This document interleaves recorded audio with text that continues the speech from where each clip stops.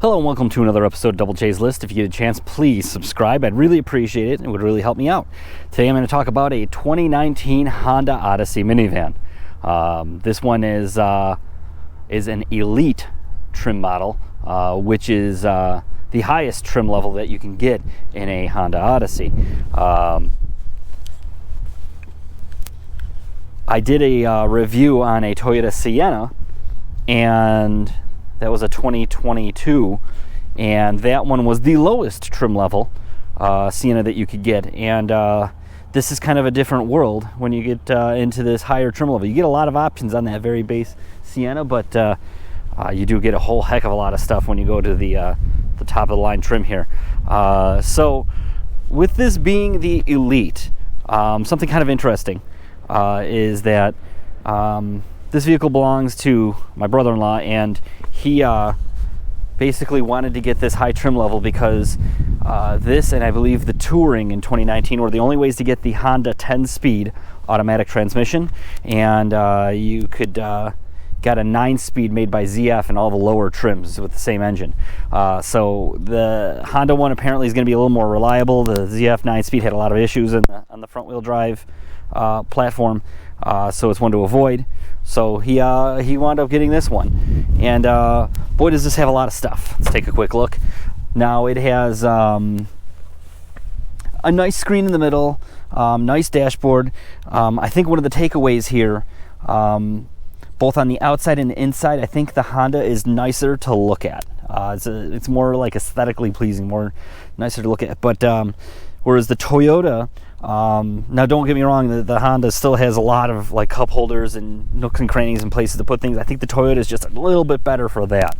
When you look at the gauge cluster, you get greeted by this little Honda H that comes up on the screen. Very nice.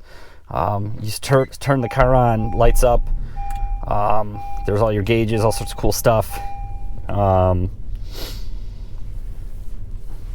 This cool Honda screen. Carplay works pretty decent with it, I found. The only thing that was kind of weird is every time I would hook it up, I'd have to go to my phone and tell it to connect to Carplay, where like other cars I've driven with Carplay don't do that. A lot of hard buttons for the climate control, which is good. Another thing that is a little different with this shifter is a little hard to get used to. I still can't get used to it after driving it around for a little bit, admittedly not very long. This is the drive button. You press this to go into drive, and you press it again and it goes into a sport mode where it holds gears a little bit longer. Neutral's there. Reverse is this very strange, pull down switch. See, now it goes into reverse, right? And then park is this button right here. So I imagine if you own the vehicle and drive it every day, you get used to it. It's not like a traditional shifter that most cars have. So something to think about and consider. I think it's not too hard to adapt to.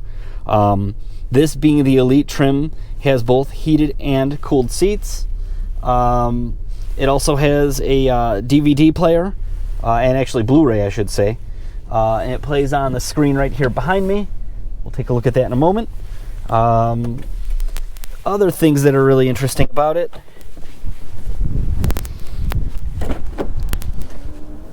So the Toyota that I reviewed was an 8-passenger, and it had an extra seat that you could put in the middle in this gap here to make it 2 in the front, 3 in the middle, 3 in the back. Now, this only does 7, and it has like some sort of sliding system. You pull up on a handle, and you can see the tracks down there. So you could put the bench together and have the path to the back on one side, or have it in the middle like this. This is a family vehicle. My brother-in-law has 4 kids. This is no joke, probably one about the best vehicle that you could have in that situation. If you notice that like they've got car seats back there, there normally will be car seats here. Car seats in minivans, they just work. I've put car seats in a lot of different types of vehicles. I found that minivans are the best to do that. Here's your movie theater screen, essentially. It's actually quite large. So that's pretty cool. This whole thing has an intercom system that works from the front, and another system that you press a button and you can like zoom in with a camera on your kids' faces back here. Pretty neat. It's kind of hard to do while driving, but it is a feature that the vehicle indeed has.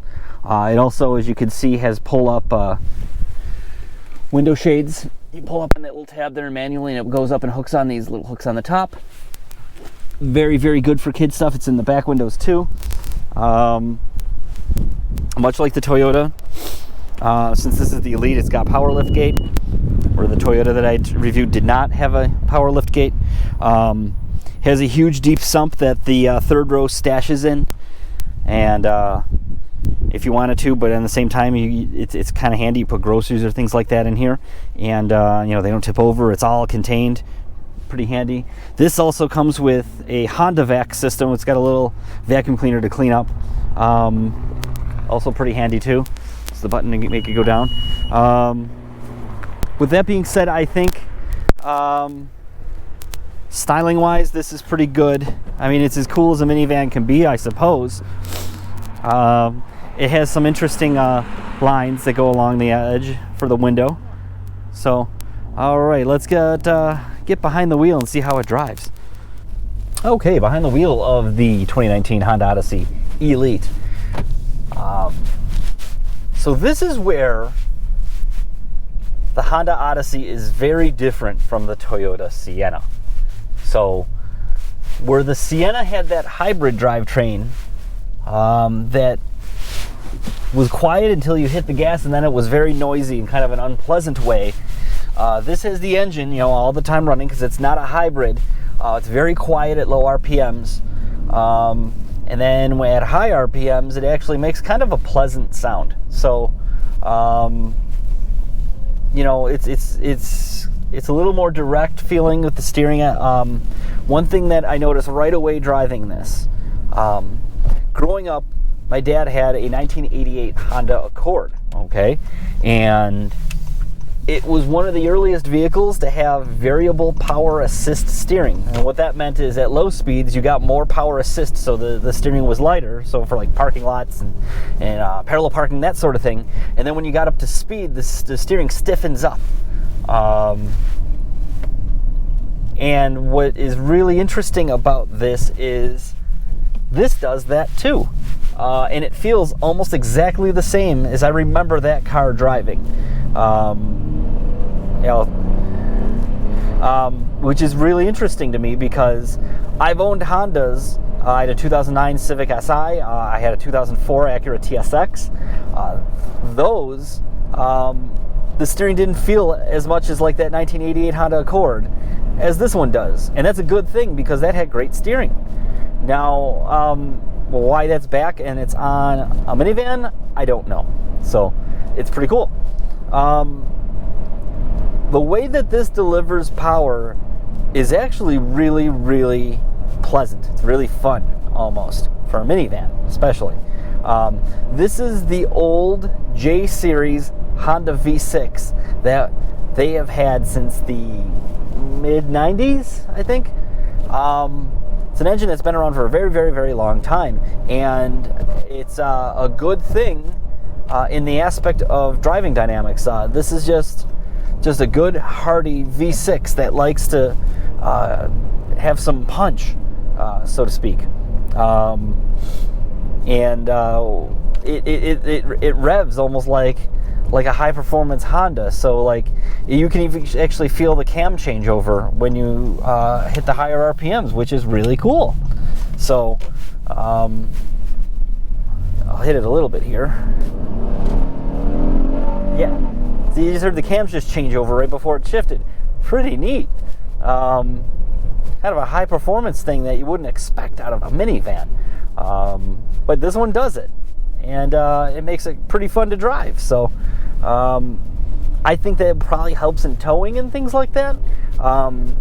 They go on a lot of family vacations in this van with the 4 kids. Extended long trips, which is what this thing is made to do.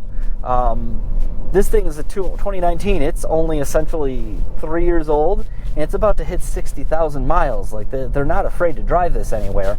And he sent a picture at Christmas time. They went on a family trip at Christmas, and he had all the kids I believe the dog was with them. This giant box on the roof full of stuff, and then a platform on the trailer hitch full of stuff. He sent a picture of it to me, and he called it the mule. And that's what it does. So I wonder if this engine is better suited for that sort of work versus the hybrid system that's in the Toyota Sienna. The Sienna was fine for moving some people and a little bit of luggage around, but I think if you really load it up, or let's say you have a boat that you want to tow or something like that, the hybrid system might be a little bit taxed, where this has plenty of power everywhere. I can shift the transmission into sport mode by hitting the drive button again, and it downshifts immediately. It becomes a little bit, I guess it reacts a little bit better. It's a little more fun. At the same time, it's a minivan, so I don't know how much of this you're going to do with it. It's got paddles on the steering wheel for shifting. I would imagine they're less for doing performance driving or anything like that, and it's more of a feature for like say you're going down a really long hill and you want to downshift and do some engine braking.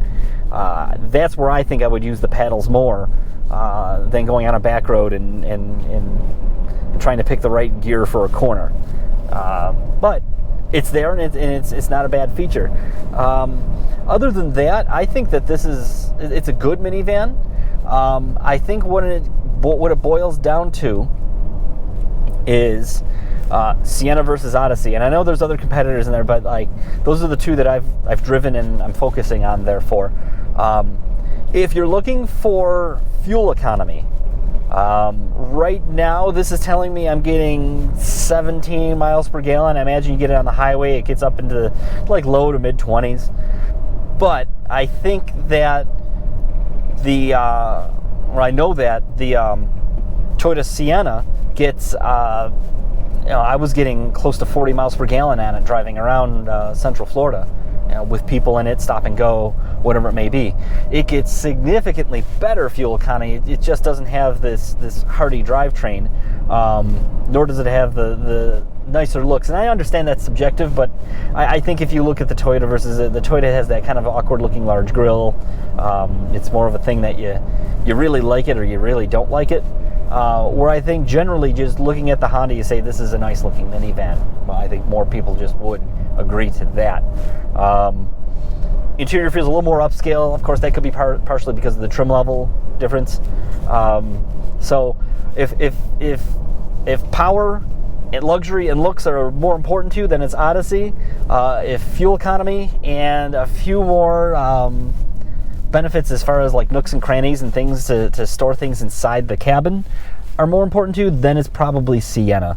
But they drive vastly different, and for being such similar vehicles, and I think it's pretty fascinating. So, one more thing. This has had a little issue where the backup camera wasn't working, and it took the technicians quite a while to figure out, from what I understand. It was like backup camera and I think a couple other electrical accessories, and there was some pushback from the dealer and trying to fix it under warranty. However, from what I understand, like the backup camera works now, so I think it's fixed. But it's something to consider, at least from what I understand, Honda's quality isn't as good as it used to be. It's still very good, but Toyota just seems to make the cars that just run and run and run forever. That's why they're the biggest automaker in the world, in my opinion.